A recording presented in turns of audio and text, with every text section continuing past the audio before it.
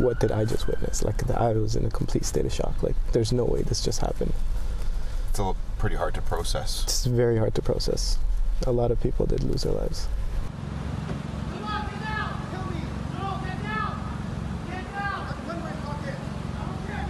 How have the last couple of days been for you as you try to process what's taken place? It was very much a state of shock, and it fully hasn't really settled into my mind. I went by the police station, 32 Division, gave my statement, and kind of going through all these steps really, really caused the whole incident to sink in, and how sad this whole incident really was for everybody.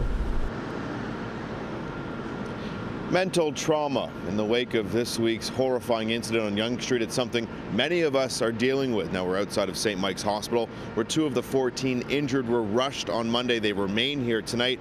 And while many patients deal with their physical injuries, doctors, frontline workers, first responders, as well as in this week's situation, citizens are also dealing with the scars etched deep in their minds. Today, we spoke with multiple doctors, as well as a retired cop who now works as a peer support worker.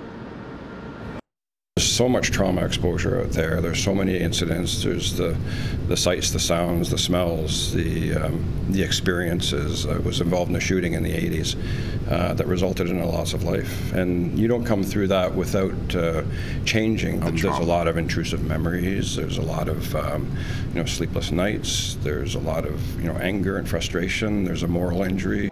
What almost every doctor will agree on is that peer support is key, especially for first responders or hospital staff dealing with mental trauma on the job.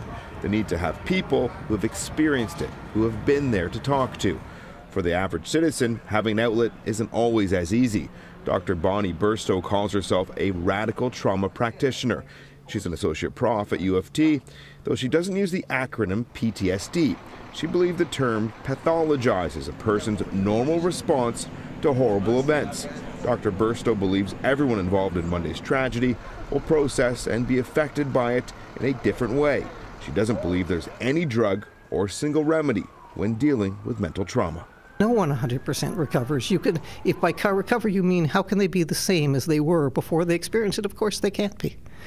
But can they get to a place where they're more comfortable walking down the street more often than not, where they're not being assailed anywhere near as often by terrors, by nightmares? Absolutely.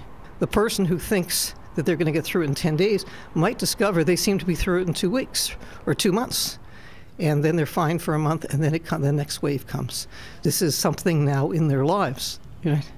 It can't be not in their lives. It can be just something where the volume is toned down considerably because they're processing it, and because people are listening to them and validating them, not telling them they have a disorder and they should go see a professional. For some, it might sound like a bleak outlook. It's actually not, and because often the traumatized person sees reality a lot clearer than other people, and can prepare things a lot clearer because they no longer think the whole world is safe and I can walk down the street and nothing can ever happen to me. It's not a bleak outlet. It can lead to some incredible realism. According to Dr. Burstow, some things that can help is talk. Talk about what you are going through. Surround yourself with people who will listen to you, and reach out to your community. One of the most important things she believes, realize what you are going through is normal.